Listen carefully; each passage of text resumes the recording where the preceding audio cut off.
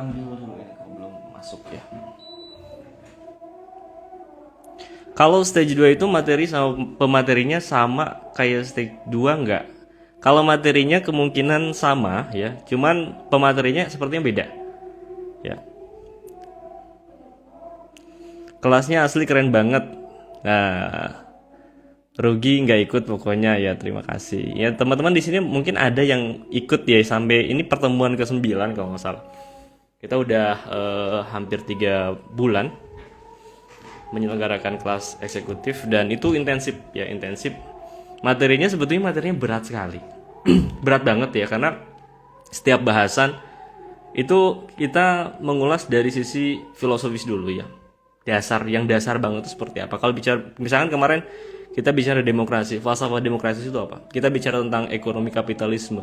Konsep ekonomi kapitalisme yang paling dasar itu apa? Nah itu. Kemarin kita juga bicara sekularisme ya. Konsep sekularisme itu apa gitu? Kenapa bisa terjadi sekularisme? Bahkan kalau kemarin pada awalnya di pertama ya kita bicara tentang sains ya. Sains, metode ilmiah itu apa gitu. Ya, jadi ini benar-benar mendasar sekali. Mendasar yang sebetulnya yang ditawarkan apa? Yang ditawarkan itu bagaimana nantinya ya kita punya cara memandang hidup ini gitu. Kita punya satu frame dalam memandang atau dalam memperlakukan dunia. Itu yang mendasar sekali sebetulnya. Dan kelas ini sekali lagi free ya. Teman-teman, kelas ini free. Jadi teman-teman bisa akses dan karena free itu yang jadi persoalan gini, ini kan free ya. Dulu itu ketika pertama kali kita buka kelas itu yang daftar sampai 4.000. Nah, tapi kan orang gitu ya, kalau free itu biasanya mudah sekali daftar, tapi untuk konsisten itu nggak banyak gitu. Nah, karena apa? Karena ketika sampai di pertemuan sekarang, ini pertemuan 9 ke 10 itu yang terseleksi itu kisaran 400 apa 500-an gitu. Nah, tapi yang menarik apa? Sebetulnya model kelasnya itu kan model seleksi kayak funneling gitu loh. Jadi kalau teman-teman misalkan awalnya itu di pertemuan pertama itu 4.000, nah nanti itu setiap pertemuan itu ada kuis.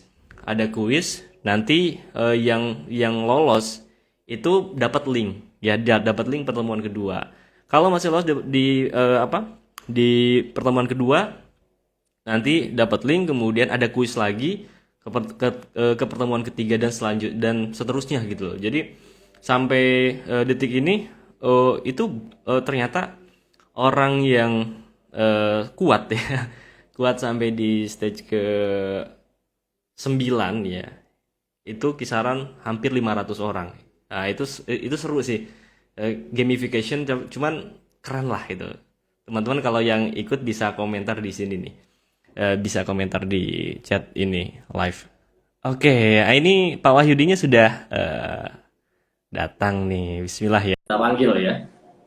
Kang Ab asli dari kota mana? Saya asli dari kota Sukabumi. Kota Sukabumi. Saya Sunda. Kelasnya keren banget, sangat menjawab tantangan umat hari ini. Iya. Makanya daftar ya, teman-teman yang belum daftar ini harus daftar nih. Harus daftarnya juga daftar segera, ya. Karena slotnya bisa habis nih. Kemarin kita nyediain kapasitas 1.000, tapi yang daftar 4.000. Sekarang itu panitia kayaknya kisaran 5.000 sampai 10.000. Ya, cuman nggak tahu nih yang daftar berapa. Karena sampai sekarang yang waiting list itu sudah di angka 2.000-an untuk kelas di bulan Januari. Bayangin ya, waiting list sudah ngantri 2.000 ya.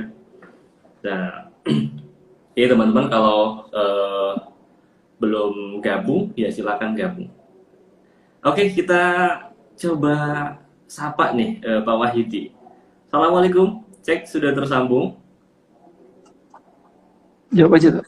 Waalaikumsalam. Pak Wahyudi. Mas Aap, gimana kabar? Alhamdulillah, ya sehat-sehat Pak Wahyudi. Masih ini ya, masih ngatur teknisnya sebentar ya. Oh siap, nggak apa-apa. Berarti sambil gitu saya sambil ngobrol-ngobrol aja ya sama teman-teman yang di sini ya. Oke. Iya. Oke. Jadi teman-teman semua, ini sambil sambil baca komentar, banyak banget ini komentar. Oke. Kita bacain ya contoh teman-teman yang ikut di sini ya. Kakak nanti saya ikutan, oke, ikut keren banget kelasnya, masya Allah, oke. Iya, lolos stage 1 boleh ikut lagi stage 2 nggak Kang? Nggak bisa move on, keren banget. Ya silakan boleh ikut lagi ya. Silakan daftar segera di batch yang kedua. Keren dan seru banget, ya tentu ya. Mirip founder Ruang Guru. Siapa ya? Saya lupa. Oh iya iya iya. Tapi enggak. Kelasnya keren, pengen ikut lagi batch 2. Ikut lagi aja, daftar lagi aja, nanti linknya bisa akses di bio saya. Kelasnya keren, pengen ikut lagi batch yang kedua, masih termind blowing buat free kelasnya, seru plus challenging pas jawab kuisnya. Iya. Aneh gugur karena pas mau pertemuan kedua lupa sebab ada kegiatan juga. Nah ya, memang problemnya di situ ya. Sekarang problem teman-teman itu apa ya? Yaitu kadang ketika sesuatu yang gratis ya, itu effortnya ini kurang kuat ya. Makanya saya nyatakan di sini teman-teman kalau mau ikut, ini tuh kesempatannya cuma sekali ya. Jadi kalau teman-teman nggak ikut misalkan nggak ikut satu pertemuan, itu nggak bisa lanjut ya untuk mengakses semua materi, dan materinya ini dalam sekali, dalam banget ya. Membuat kita itu jadi ketika mandang persoalan itu, oh ternyata akar masalah itu ada di sini, oh ternyata akar masalah itu di sini, nanti ketahuan itu. Dari mulai asas akidah ya, akidah atau keyakinan. Tapi kan kita bicara tentang kapitalisme ya. Akidah orang-orang kapitalis, akidah orang-orang barat itu apa sih? Ternyata barat itu bukan Kristen ya. Barat itu juga bukan Katolik, bukan Protestan. Barat itu punya satu alam pikiran tersendiri. Nah, yang kemarin kita bahas ya secara seru sekali. Oke, sudah masuk ya Pak Wahyudi. Assalamualaikum.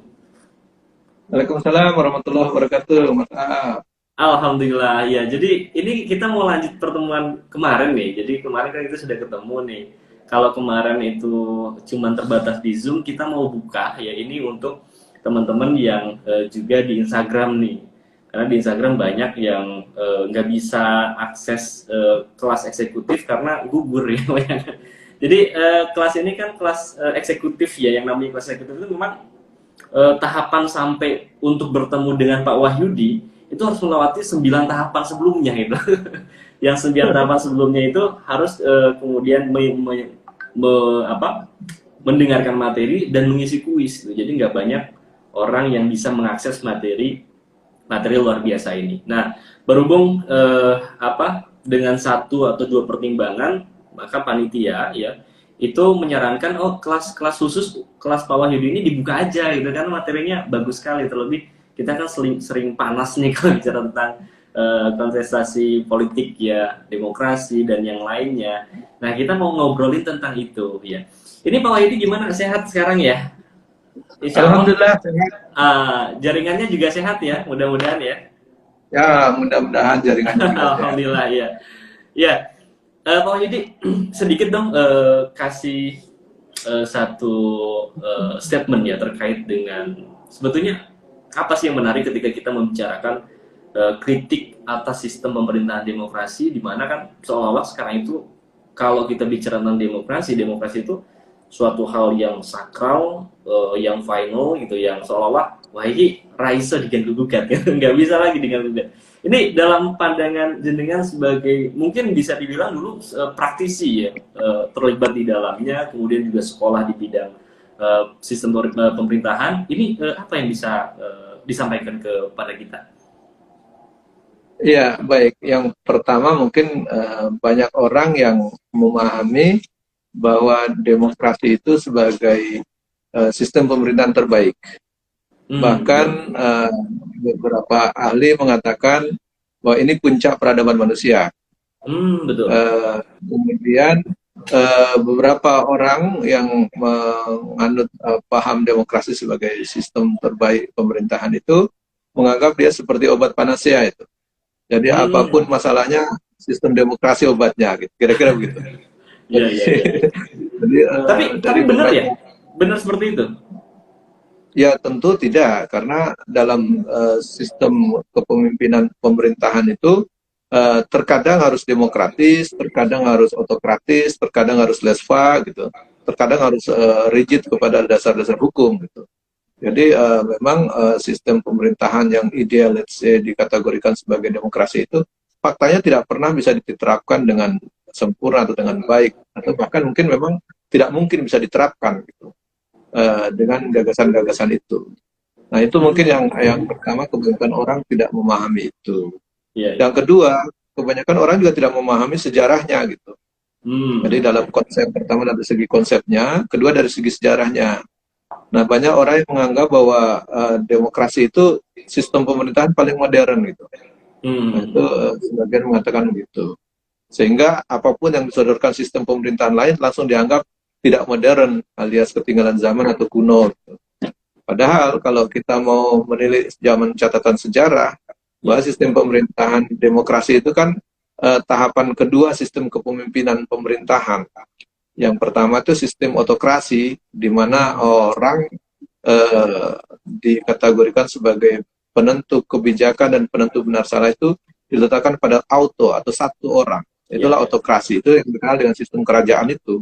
Oh, oke Nah oke. kemudian, jadi kemudian di tahun 508 sebelum Masehi itulah awal mula ada gagasan muncul demokrasi itu di zaman Clisthenes, itu yang tahun 508 sebelum Masehi itu, sehingga disebut bapak demokrasi Athena itu. Dan itu terjadi di Athena Yunani kuno. Nah, tetapi itu kan belum utuh bisa dilaksanakan secara sempurna ya. Kemudian Ya. muncul gagasan-gagasan filsuf sekitar 200 tahun kemudian itu. Dari sekitar 300-an sebelum Masehi muncullah generasinya Plato, Aristoteles, dan Socrates itu di antara tahun-tahun itu, antara 200 tahun setelah Clisthenes itu muncul gagasan-gagasan konsep-konsep baru tentang demokrasi.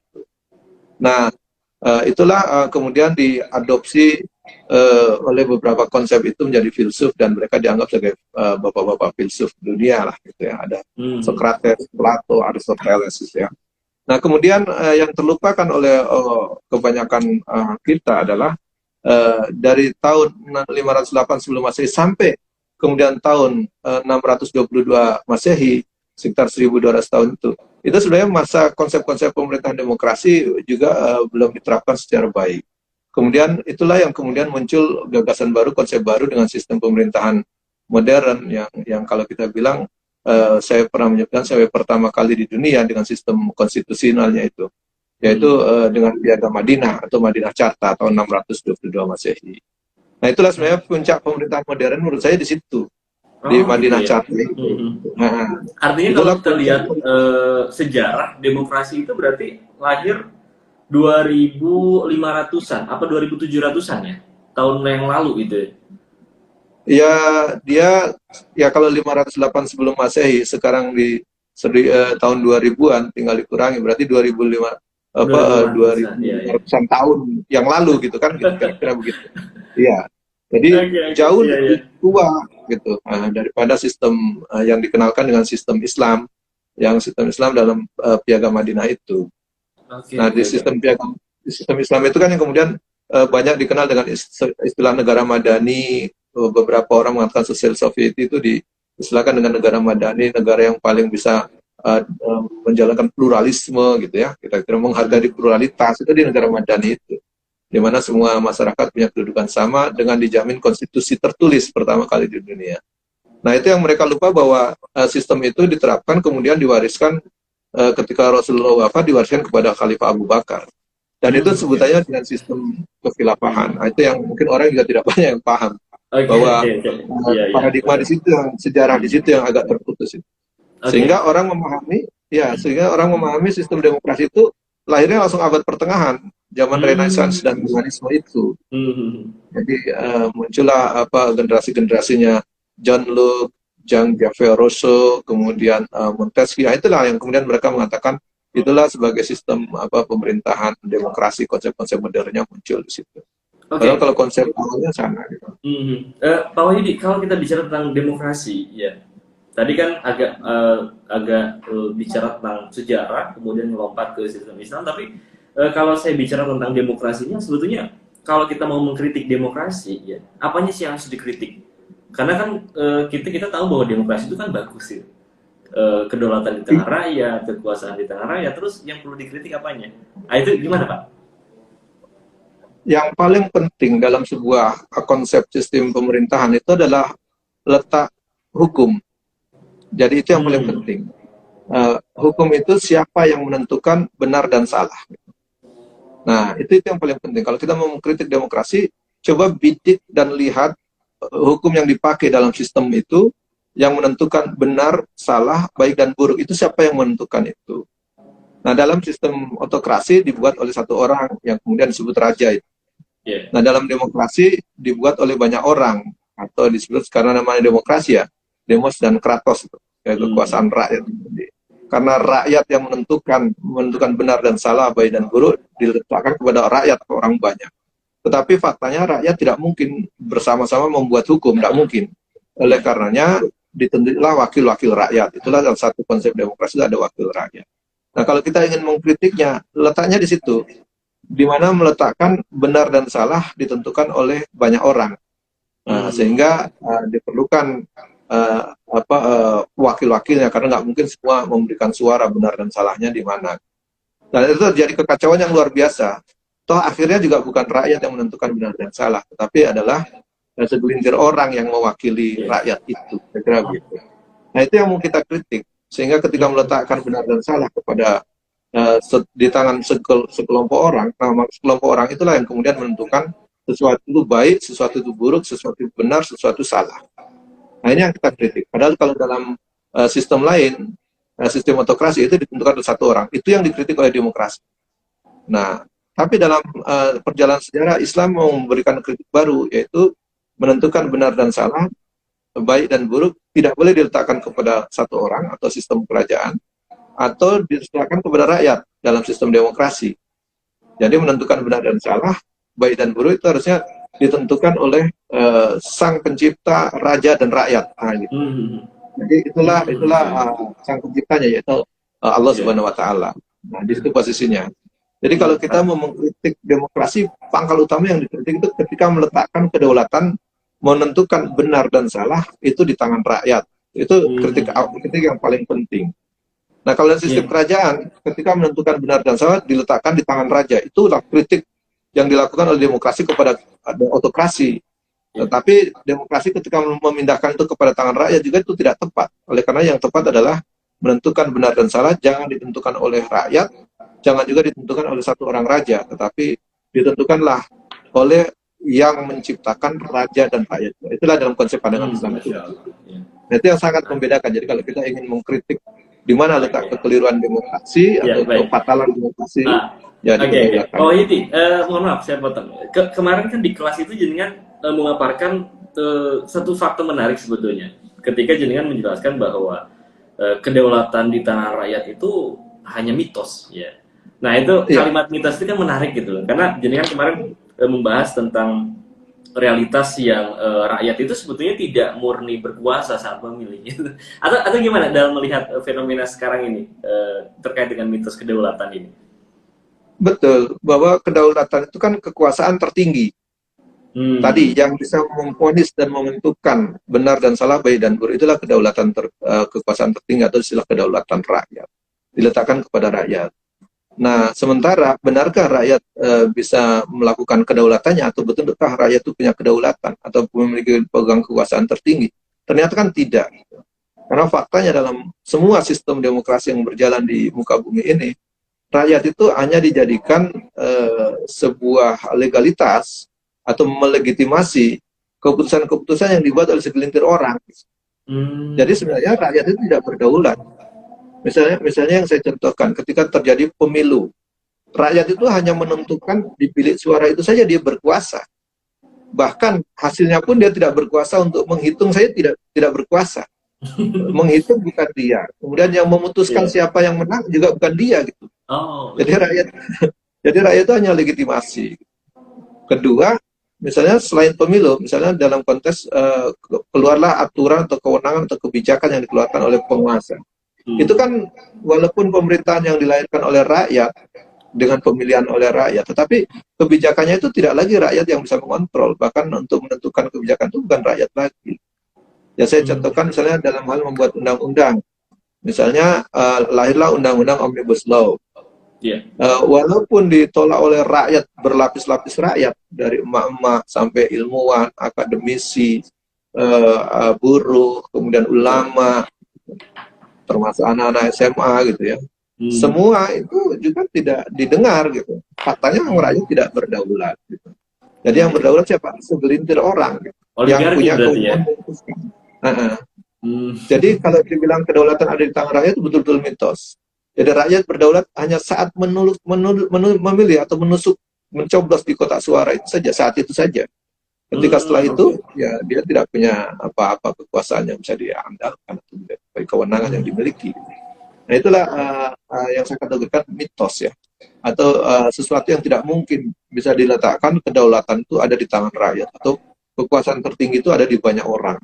Karena faktanya Oke. ketika diwakilkan juga, wakilnya juga tidak mewakili rakyat, kan biasanya begitu gitu. Iya, Nah betul. itu yang, ya jadi itu mitosnya di situ gitu Oke. Mas As. Iya, iya. Ya, yang kemudian jadi persoalan itu kan ada banyak glorifikasi terkait dengan demokrasi ya, Pak Wahyudi. Misalkan Ya, bagaimana dengan tanggapan misalkan dua tanggapan ini? Demokrasi itu kan suara rakyat itu suara Tuhan. Itu yang pertama yang sering kita dengar. Yang kedua, ya, ya, dalam demokrasi itu kan kebebasan berpendapat itu dijamin gitu. Lah kalau misalkan ya. kita mau ganti dengan demokrasi dengan apa? Lah, apa kita mau kembali ke zaman batu? Kan biasanya kayak gitu. Nah itu menyikapi dua istilah ini gimana tuh? Yang pertama suara Ya, Tuhan, yang kedua kebebasan berpendapat. iya. Yang pertama menyatakan kebebasan berpendapat. Di sebuah negara tidak mungkin ada pendapat yang semua dibebaskan. Tidak mungkin ada. Bahkan Hmm. dalam sistem pemerintahan demokrasi sekalipun tidak mungkin semua bisa dibebaskan. Jadi orang boleh berpendapat apapun, tetapi tidak mungkin bisa dibiarkan. Karena faktanya di semua negara demokrasi pasti ada aturan yang membatasi pernyataan kebebasan orang berpendapat. Nah, itu sulit dihindari. Jadi banyak peraturan-peraturan yang menyatakan bahwa orang tidak boleh berpendapat di muka umum yang di sini. Orang juga tidak boleh pergi ke sana untuk menyampaikan pendapatnya. Orang dibatasi tidak boleh masuk ke kantor ini untuk menyampaikan pendapatnya. Jadi fakta sesungguhnya kebebasan berpendapat itu tidak mungkin bisa dilakukan karena manusia pada dasarnya ketika diberi kebebasan sebebas-bebasnya itu terjadi anarkis atau terjadi kekacauan. Nah, adanya suatu negara nggak mungkin memberikan ruang kekacauan itu, pasti dibatasi. Oleh karena itu slogan. Jadi Hmm. dikategorikan kebebasan berpendapat itu slogan. Apalagi nanti kalau sudah ada muatan kepentingan politik, misalnya rejim yang berkuasa, tentu tidak akan memberikan ruang yang cukup untuk oposisi, orang yang tidak sama pendapatnya. Minimal dia tidak memberi ruang atau menghambat atau mempersempit salurannya, termasuk misalnya lewat media atau apa, pasti dipersempit. Itu yang maka tidak mungkin ada kebebasan yang dikategorikan itu. Nah itu yang terkait dengan kebebasan. Nah kalau dikategorikan tadi yang apa, suara Tuhan, Ya. suara suara rakyat sebagai suara Tuhan, itu saya bilang itu lebih mitos lagi karena tidak memungkinkan. Jadi bagaimana mungkin dalam sistem demokrasi mengklaim bahwa suara rakyat dihargai sama dengan suara Tuhan. Sementara jangankan suara Tuhan, kitab suci yang jelas-jelas aturannya diturunkan oleh Tuhan, Allah Subhanahu wa taala yang menciptakan bumi dan alam semesta ini beserta manusia serta aturannya. Ketika aturan Tuhan dalam firman-Nya saja mau disampaikan, itu suara aturan Tuhan dalam wahyu itu tidak mau dipakai. Bahkan dalam demokrasi kan berusaha meminggirkan itu gitu. Iya, iya, iya. Meminggirkan aturan-aturan Tuhan dalam pengaturan kehidupan dalam sistem demokrasi. Jadi kalau dikategorikan suara rakyat suara Tuhan itu pasti manipulatif atau kebohongan yang luar biasa. Karena faktanya kalau suara Tuhan ya. Gitu. Jadi bagaimana mungkin mau menghargai suara Tuhan kalau dalam konsep membuat aturan menentukan benar dan salah dia mencoba untuk meminggirkan peran-peran Tuhan ataupun ayat-ayat Allah itu tidak boleh dipakai dalam sistem demokrasi. Sehingga dia mencoba untuk meminggirkan itu dalam peran kehidupan itu. Makanya kalau dibilang bagaimana suara rakyat, suara Tuhan saya nggak didengar, apalagi cuma suara rakyat. Nah itulah dalam demokrasi itu, ya itulah faktualnya gitu. Kalau anda melihat coba kita coba, suara rakyat di mana yang mau didengar misalnya. Kecuali yang sesuai dengan rezim, nah itu pasti dengar. Ya, tapi realitasnya kan realitasnya itu kan perintah Allah atau suara Tuhan itu kan hanya boleh dipakai, ya, diterapkan kalau dapat izin dari mereka, dari oligarki ya. Realitasnya kan seperti itu ya. Dapat izin dari wakil-wakil rakyat. Nah, ini persoalannya ya. Kita urut ya.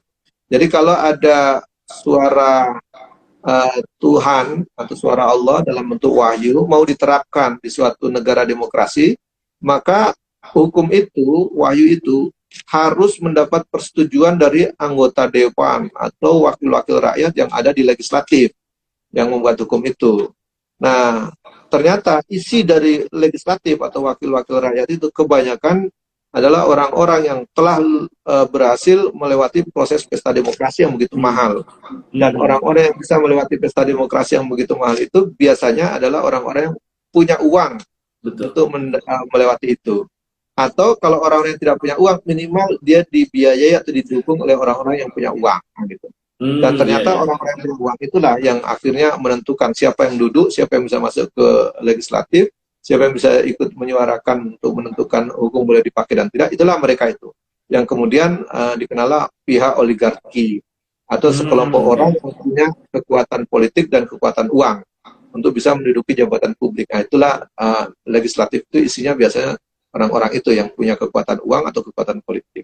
Dan mereka itulah yang kemudian berhak untuk menentukan hukum Allah ini boleh dipakai di negeri demokrasi atau tidak. Gitu.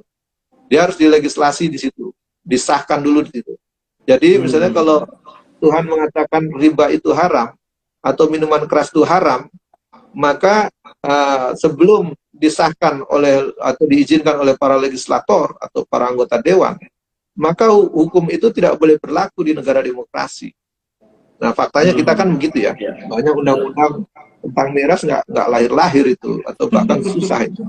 Jadi mengharamkan miras aja nggak cocok tuh nanti. Jadi maka suara Tuhan yang mengatakan miras haram sudah nggak cocok lagi dengan suara rakyat dan suara wakilnya atau bahkan suara legislatif, itu tidak cocok lagi. Makanya kalau dibilang suara rakyat suara Tuhan itu memang nggak nyambung dalam slogan-slogan demokrasi. Nah itulah yang saya kategorikan bahwa akhirnya yang memutuskan benar dan salah, baik dan buruk, atau yang boleh dan menidakkan suatu hukum yang diturunkan oleh Allah atau Tuhan semesta alam ini berlaku di sebuah negara demokrasi, itulah wakil rakyat yang dikenal dengan pihak legislator atau yang kemudian dipengaruhi oleh atau dikendalikan oleh pihak oligarki. Karena disitulah tadi melalui proses pesta demokrasi yang begitu mahal. Iya. Nah gitu. Tapi, Mas Aab. Iya, kalau misalkan saya tanya, sebetulnya bisa nggak sih Pak demokrasi itu dipisahkan dari oligarki atau dari kapitalis lah ya? Bisa nggak sih? Ya, kalau mau dipisahkan, tentu bukan demokrasi lagi. Karena salah satu ciri dari demokrasi adalah adanya pemilihan umum. Nah, di antara pemilihan umum itu memang memerlukan kampanye, memerlukan sosialisasi, dan memerlukan kebebasan atau memerlukan fasilitas yang bisa membuat mereka menjelaskan siapa diri mereka, arahnya kemana. Dan termasuk menyusun undang-undang gitu. Nah di sinilah letak krusialnya bahwa kalau kita mungkin nggak dalam sistem demokrasi biayanya jadi murah. Ini kan yang membuat aturan siapa gitu. Jadi kalau yang membuat aturan itu mereka ya sama saja, karena faktanya dalam sistem demokrasi yang membuat aturan kan oligarki, sekelompok orang yang punya kekuatan politik dan kekuatan uang. Nah gitu kira-kira. Jadi sepanjang mereka membuat aturan, tidak mungkin mereka memberikan ruang atau menguntungkan pihak yang lawan mereka gitu. Tidak mungkin mereka mencari atau membuat aturan yang menguntungkan rakyat dan merugikan kepentingan mereka, kan tidak mungkin. Itu oligarki nggak mungkin bunuh diri gitu, nggak mungkin dia. Kecuali maka sudah. Nah gitu kira-kira. Menarik ya. Oke, ada sebenarnya ada banyak pertanyaan sebenarnya terkait dengan demokrasi. Contohnya misalkan yang ini mungkin yang terakhir dari saya, nanti saya coba Oke. ke kolom komentar untuk bacakan dari teman-teman. Ini terkait dengan demokrasi itu kan suara mayoritas ya.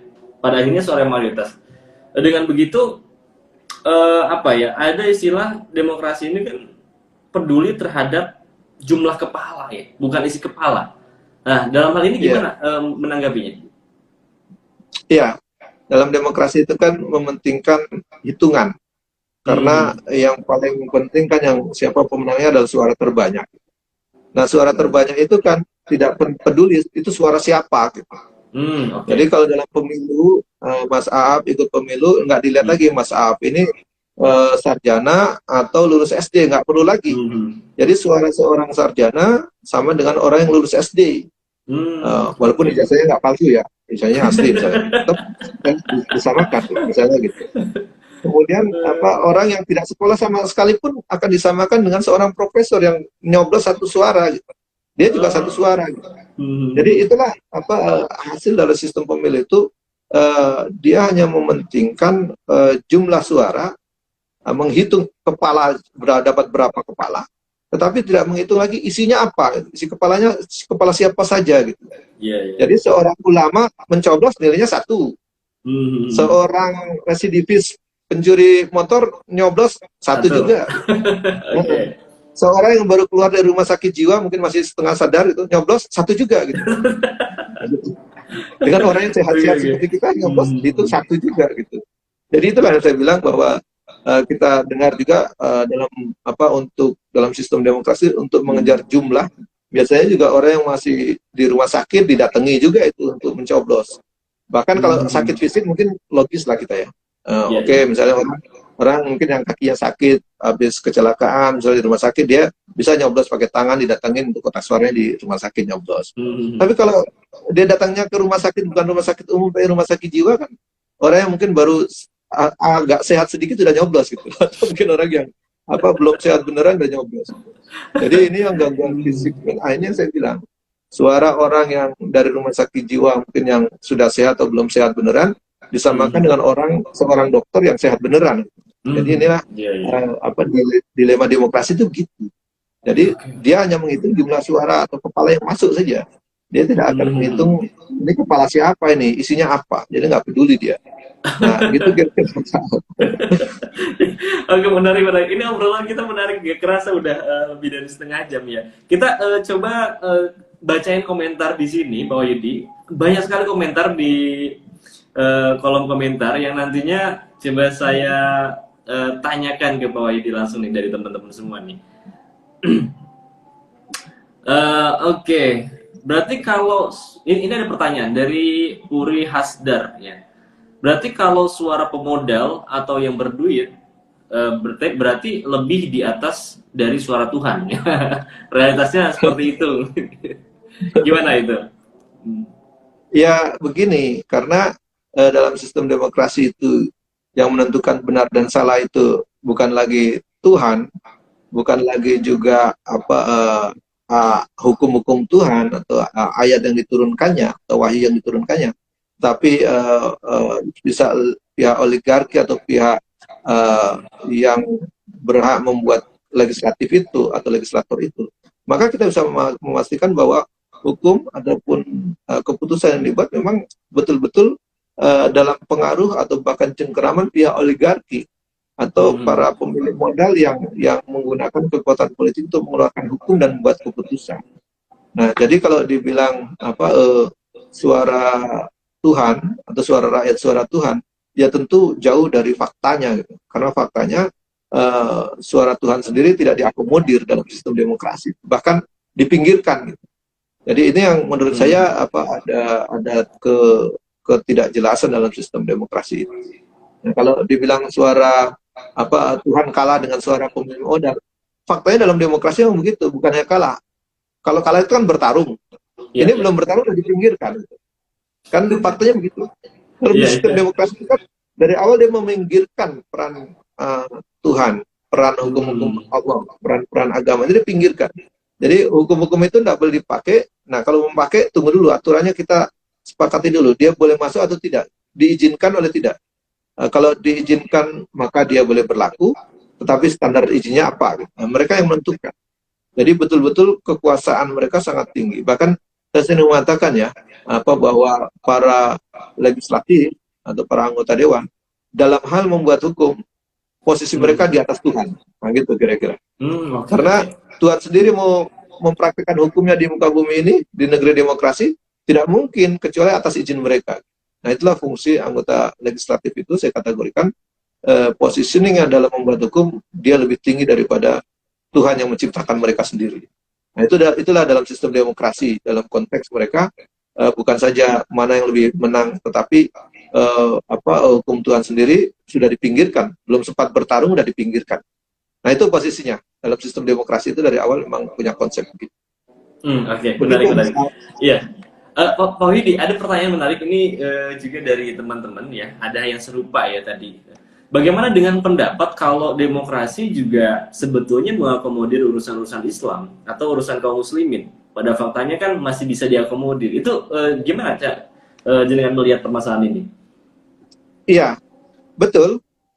Demokrasi itu dia memberi ruang untuk orang-orang Muslim atau orang Islam bisa terlibat aktif di dalam sistem demokrasi itu. Sepanjang dia tidak bawa konsep Islamnya, tidak bawa nilai-nilai Islam atau ajaran Islamnya. Jadi misalnya begini, kalau seorang Muslim, dia bisa mengikuti proses pesta demokrasi, bahkan bisa duduk di anggota dewan, menjadi anggota legislatif, bahkan dia bisa duduk menjadi menteri, dia bisa duduk menjadi presiden, dia bisa duduk menjadi gubernur, dan sejenisnya. Tidak dihalangi. Tapi begitu dia mau membawa konsep aturan Tuhan mau dibawa di sistem parlemen, maka itu yang tidak boleh. Jadi demokrasi itu memberi ruang dan kesempatan bagi seorang Muslim atau orang yang beragama Islam untuk bisa terlibat aktif, bahkan bisa duduk dalam jabatan demokrasi, tetapi syaratnya tidak boleh bawa-bawa ajaran Tuhan, tidak boleh bawa aturan-aturan Tuhan. Makanya kalau ada seorang ustadz misalnya, kiai misalnya, masuk ke dalam sistem demokrasi, kemudian dia jadi anggota parlemen, kemudian ketika mau mengesahkan undang-undang Omnibus Law misalnya, ada seorang DPR yang mengatakan, baik kita lihat dulu dalam Al-Quran dan Sunnah, boleh nggak mengesahkan undang-undang begitu? Nah, gitu. Pasti dia langsung diingatkan, ini parlemen ini Ustaz, bukan masjid. Nah, gitu kira-kira begitu. Jangan bawa yang ke sini, gitu. Kira-kira begitu. Nah, demikian juga ketika seorang duduk menjadi menteri, gitu. Saya Menteri Pertambangan dan Energi, gitu.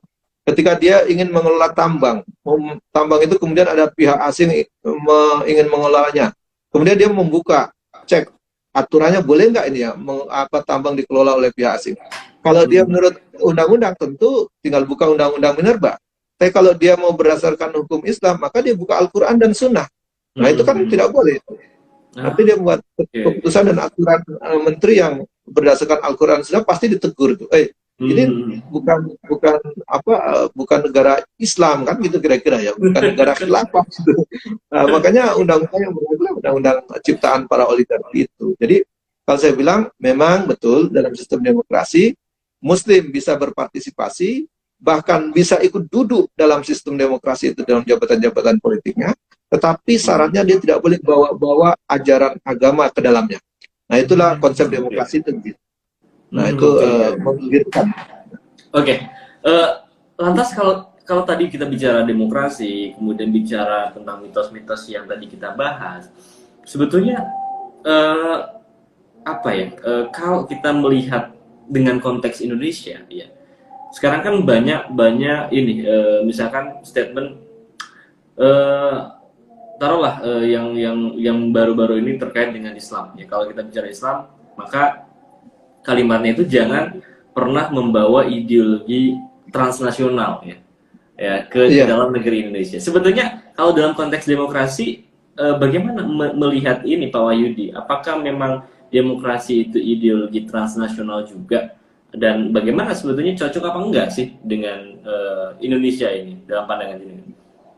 Yang pertama memang ada kekacauan ketika orang tidak bisa membedakan mana ideologi, mana sistem pemerintahan.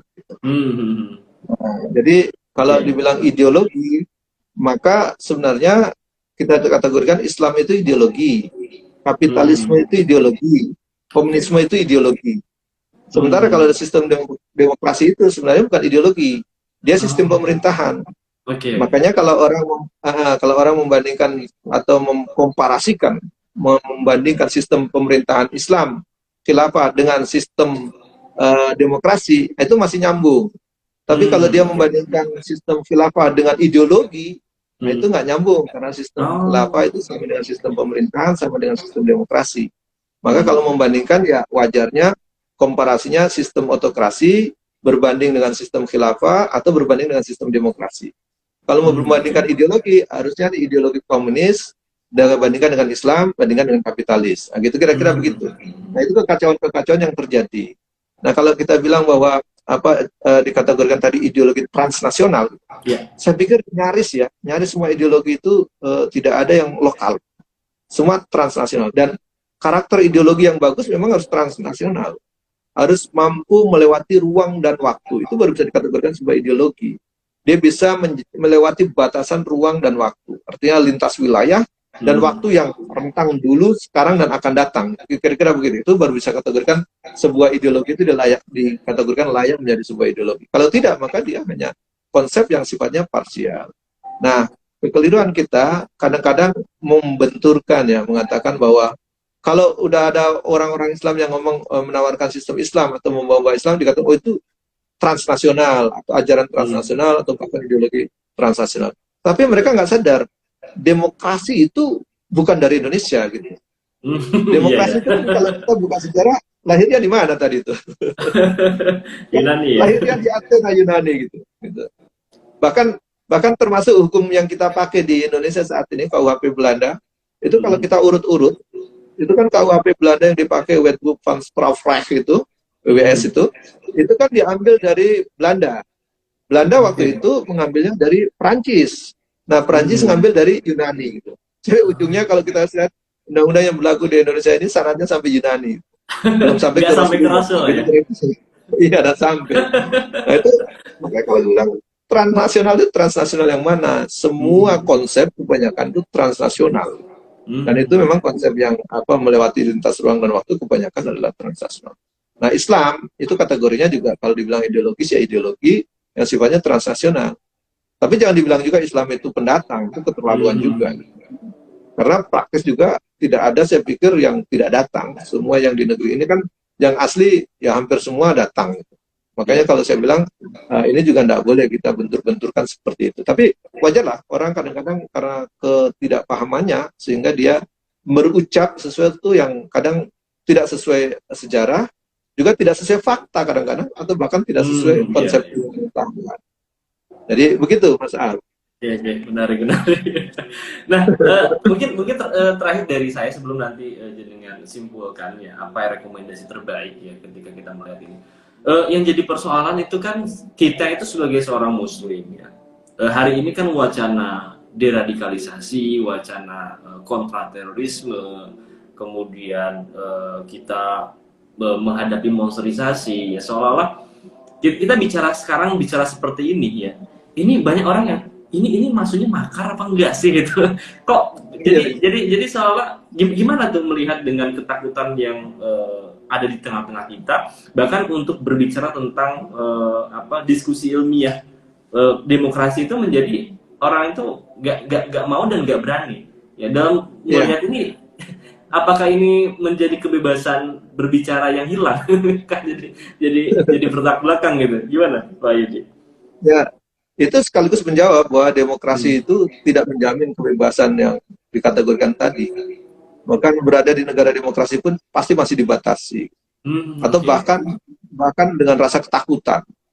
Jadi orang kalau bicara demokrasi kan semestinya semua pernyataan konsep yang mungkin kalaupun terjadi bebas perbedaan pendapat harusnya dibiarkan sebagai wujud nyata dari konsep demokrasi itu, di mana orang bebas berpendapat, bebas menyampaikan pendapatnya.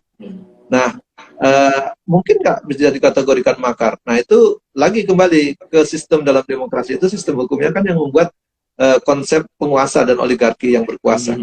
Nah, kalau kita lihat situ, maka kita lihat undang-undang. Nah, undang-undang yang dilahirkan memang tentu kebanyakan untuk melindungi kepentingan para penguasa dan para oligarki. Nah, di situ kita lihat. Nah, kalau sekedar membincangkan diskusi tentang konsep pemerintahan, autokrasi, demokrasi, dan khilafah, nah ini kan sebenarnya konseptual untuk berdiskusi. Dan kalau di istilah perbuatan makar itu kan nanti tunduk pada pasal KUHP 106, 107. Dan menurut saya jauh lah. Itu kan kalau perbuatan makar itu harus ada indikator mens rea-nya atau niatnya, ada persiapannya dan seterusnya. Nah, orang kadang-kadang ditakuti dengan istilah makar karena ancaman hukumannya besar gitu ya, dan bisa langsung ditahan, sehingga takut ngomong. Padahal dalam konteks bicara itu kan semestinya dalam negara demokrasi itu tidak boleh dipersoalkan. Nah, itu dalam konteks itu. Jadi kalau ada yang takut, itu menandakan bahwa konteks pelaksanaan demokrasi itu memang tidak bisa dipraktekkan secara sempurna, terutama oleh para penguasa yang punya kekuasaan, biasanya ingin menggunakan kekuasaan untuk melindungi dan menjaga kekuasaannya.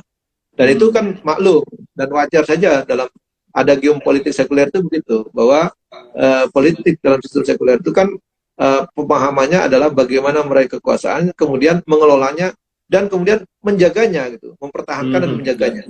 Bahkan kalau perlu membesarkannya gitu. Nah, gitu maksudnya. Makanya kita bisa melihat dalam sistem demokrasi ada politisi yang awalnya dia berkarir jadi politikus di DPRD, bisa jadi anggota DPR, kemudian dia naik kelas, ingin membesarkan kekuasaannya menjadi bupati, kemudian membesarkan kekuasaannya menjadi gubernur, kemudian setelah jadi gubernur mempertahankan kekuasaan, kemudian mengembangkannya jadi menteri atau jadi anggota DPR dan seterusnya. Nah, itulah fakta dalam politik sekuler itu begitu. Menarik. Ya. Pak Yudi, terakhir dong ya. Mungkin ini sekaligus pertanyaan pemungkas ya. Kalau tadi kita bicara tentang solusi, mengkritik demokrasi, kelemahan-kelemahan demokrasi, mitos-mitos dalam demokrasi, lantas apa yang jenengan lihat ya, peluang apa yang bisa kemudian disodorkan sebagai solusi dalam melihat kelemahan demokrasi ini? Iya, jadi kalau kita ingin membuat satu sistem kepemimpinan pemerintahan yang stabil, maka tidak mungkin menggunakan demokrasi. Karena dalam sistem demokrasi itu cenderung sistem pemerintahnya tidak stabil atau cenderung akan banyak hambatan maupun gangguan dari berbagai pihak, terutama suara rakyat, suara oposisi, suara kepentingan lawan politik yang lain. Dan itu normal saja kalau dalam sistem demokrasi. Sehingga kebijakan pemerintahan, kekuasaan itu cenderung dikendalikan oleh segelintir orang yang dikategorikan sebagai oligarki itu. Nah, bagaimana cara untuk menghentikan atau membuat stabilnya? Tentu yang paling penting adalah mengembalikan penentuan kedaulatan hukum yang menentukan benar dan salah, baik dan buruk, boleh dan tidak, jangan diletakkan kepada orang banyak atau rakyat. Nah, gitu. Jadi disitulah krusialnya. Jadi kalau sudah diletakkan kepada orang banyak, tentu akan terjadi kekacauan. Kalau dibalik, harus kembali ke sistem autokrasi, diletakkan kepada satu orang, itu juga nanti akan otoriter. Nah, gitu kira-kira. Lalu diletakkan kepada siapa supaya suatu kepemimpinan pemerintah itu stabil dan juga penguasanya tidak memikirkan bagaimana dia membuat undang-undang atau aturan yang bisa mengokohkan kekuasaannya atau mempertahankan kekuasaan. Ya harus diserahkan kepada penentu benar salah hukum itu diletakkan kepada si pencipta raja dan manusia tadi, atau pencipta raja dan rakyat, yaitu Allah SWT dalam konsep hukumnya, yaitu dalam syariah atau dalam wahyunya atau Al-Quran dan Sunnah tadi.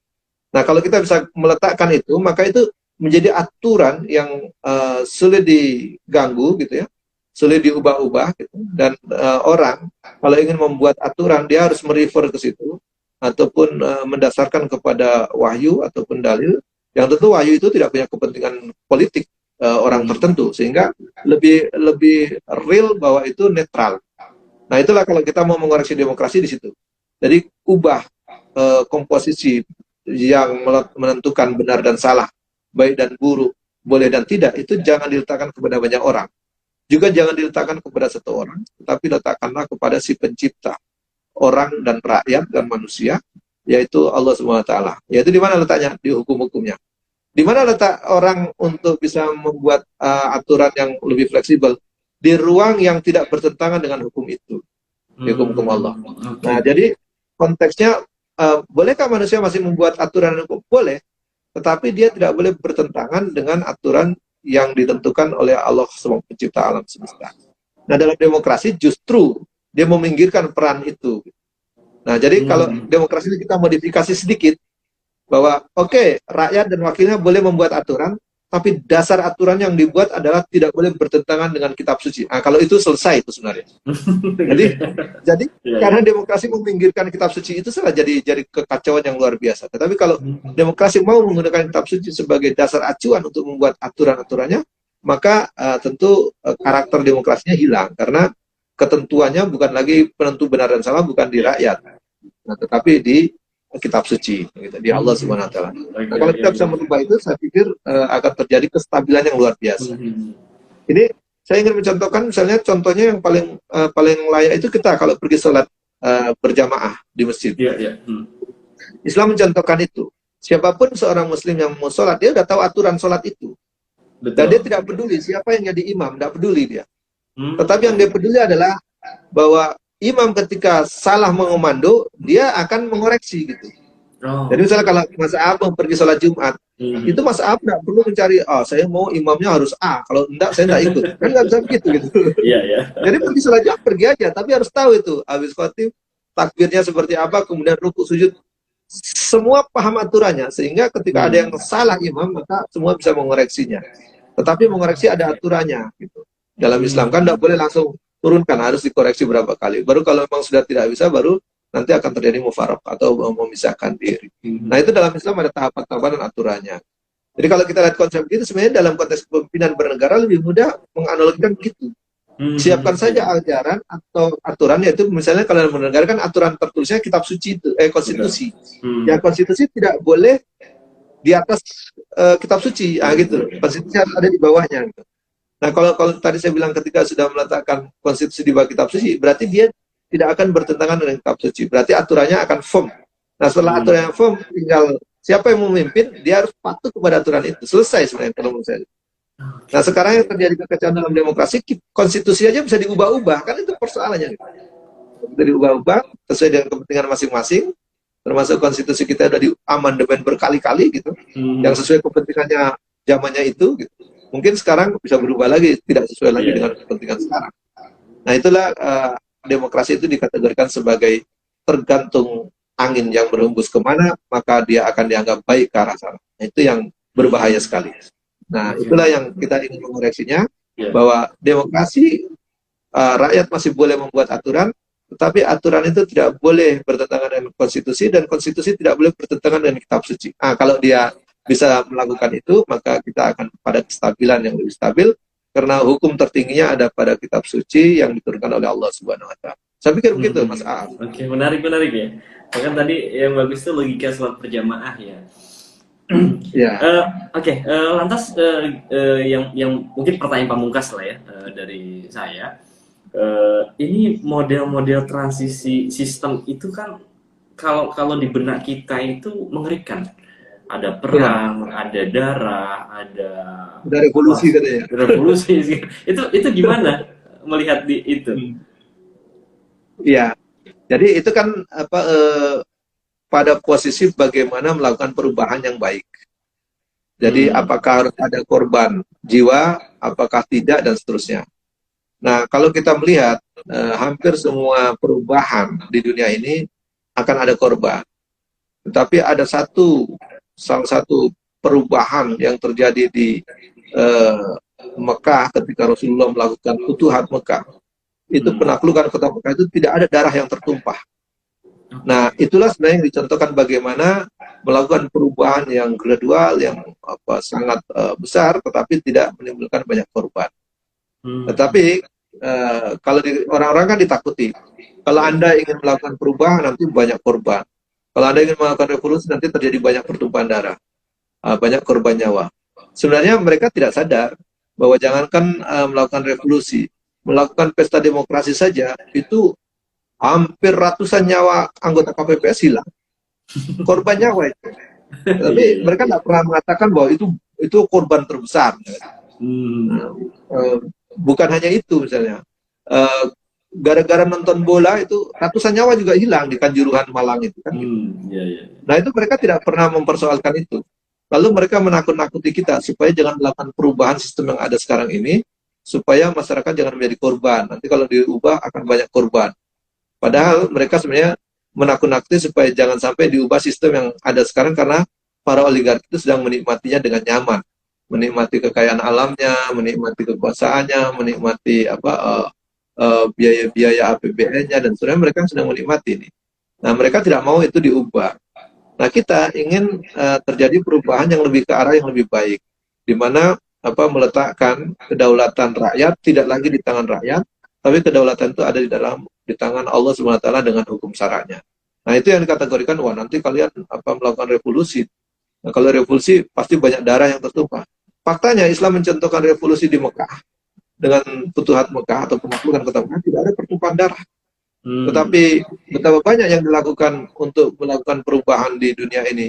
Banyak sekali pertumpahan darah, dari revolusi di Spring Arab misalnya, kemudian terjadinya perubahan kekuasaan sekutu di Perang Dunia Kedua, dengan dibomnya Hiroshima dan Nagasaki, itu berapa banyak jutaan itu. Jutaan ya. Nah itu yang kadang-kadang orang ini tidak objektif, kita tidak objektif dalam menilai.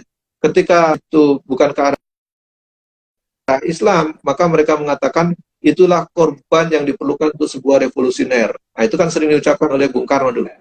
Jadi wajar lah kalau dalam revolusi itu ada yang memakan korban.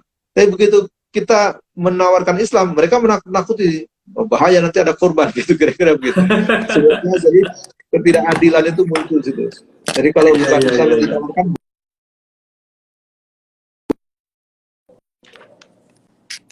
yaitu kenapa kita sekarang menawarkan Islam sebagai konsep kehidupan yang untuk menyelesaikan berbagai problem kehidupan dunia saat ini. Karena memang di antara ideologi-ideologi yang ada ini, yang bisa menawarkan konsep kehidupan yang lebih realistis dan lebih menuju kepada ke arah yang lebih baik, ya Islam, kalau dibandingkan dengan konsep komunisme dan kapitalisme. Saya pikir gitu, Mas Ab. Ya, menarik, luar biasa. Pak Wahyudi, terima kasih ini sudah menemani kita ya sampai sejam ya. Mungkin closing statement lah untuk teman-teman semua yang ada di sini terkait dengan kritik demokrasi dari Pak Wahyudi. Monggo, Pak Wahyudi.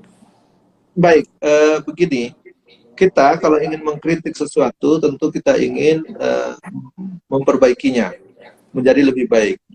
Jadi kritik itu memang ditujukan untuk melakukan suatu koreksi supaya menjadi lebih baik. Jadi kalau kita mengkritik demokrasi, bukan kita benci kepada dia, tetapi kita ingin kehidupan kita itu jauh lebih baik lagi dibanding ketika menggunakan sistem demokrasi saat ini. Nah, kalau misalnya kita tawarkan Islam, bukan berarti kita juga ingin merusak tatanan kehidupan yang ada, bukan. Tapi kita ingin tatanan kehidupan itu jauh lebih baik lagi kalau kita tawarkan dengan sistem Islam yang baru.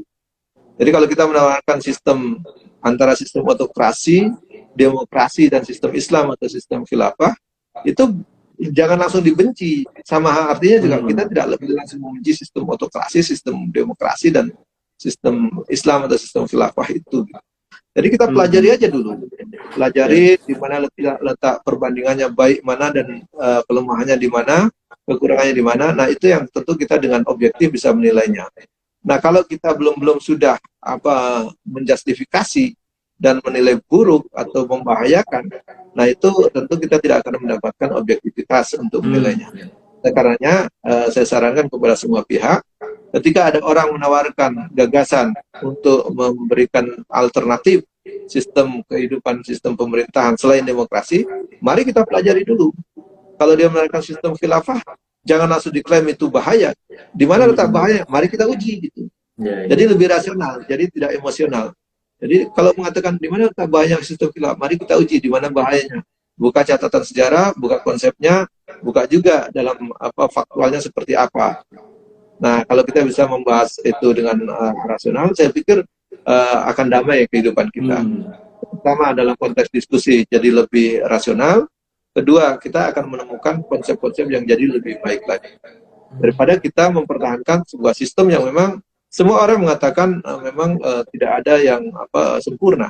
Betul, di sistem demokrasi buatan manusia dari awal memang tidak ada kesempurnaan. Memang diciptakan dengan berbagai konsep-konsep yang muncul dari pemikiran manusia.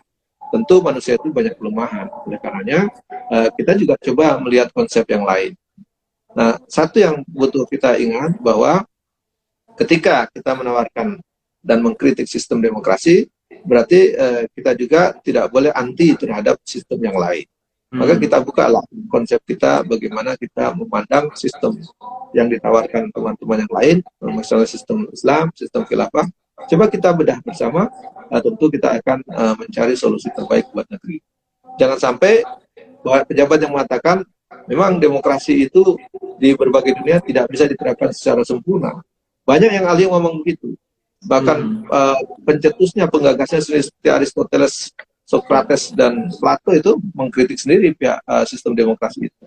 Tetapi dalam konteks sekarang banyak orang yang masih mendewa-dewakan sistem demokrasi dan menganggap itu sistem terbaik yang ada, tanpa membuka pemahaman dan pikiran untuk melihat ada sistem lain yang lebih baik lagi atau tidak. Oleh karenanya kita sebagai kaum muslimin tentu kita ingin kehidupan negeri ini jauh lebih baik lagi. Maka sebagai muslim wajar kalau kita menawarkan sistem Islam. Kalau saya seorang komunis, pasti saya tawarkan sistem komunis. Kalau orang kapitalis, wajar menawarkan sistem kapitalis. Tapi kalau kita sebagai muslim menawarkan sistem kapitalis, itu aneh gitu. Atau seorang muslim malah menawarkan sistem komunis, itu jauh lebih aneh lagi. Yang tidak aneh itu kalau seorang muslim menawarkan sistem Islam atau sistem khilafah, itu mestinya wajar-wajar saja. Oh, berarti normal ini ya? Ini normal ya Pak Wahidi ya?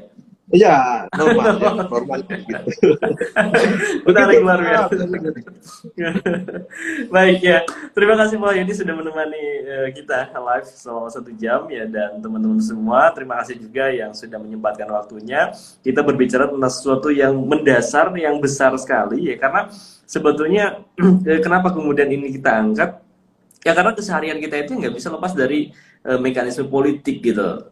Dan sekarang kalau kita bicara politik, ya politiknya demokrasi ya. Bahkan kita nggak bisa abai terkait dengan regulasi prostitusi, regulasi miras, ya, regulasi makanan halal dan yang lainnya, sampai regulasi haji, itu kan lahir dari keputusan politik. Dan sekarang ya kita bersama dengan rekan di teman-teman kelas eksekutif mencoba menghadirkan diskusi ini kepada teman-teman semua, dan kebetulan pada sore hari ini kita dibersamai oleh Pak Wahyudi ya, membahas tentang hal yang paling menarik ya, membahas demokrasi ya, dan tentu pasti banyak bahasan-bahasan baru yang teman-teman dengar ya, dan ini sekaligus membuka wacana baru. Dan teman-teman kalau tertarik dengan pemikiran-pemikiran Islam ya, bagaimana Islam memandang kehidupan, bisa join di kelas eksekutif ya. Sampai ketemu ya dengan saya ya, karena saya jarang banget live Instagram ya. Saya live-nya di Zoom ya. Baik Pak Yudi, terima kasih ya. Terima kasih juga teman-teman ya. Saya pamit undur diri. Mohon maaf apabila banyak sekali kekeliruan ya. Mari, assalamualaikum warahmatullahi wabarakatuh. Waalaikumsalam warahmatullahi wabarakatuh. Ya, terima kasih Pak Yudi. Mari. Ya, Mari teman-teman semua. Ya. Assalamualaikum.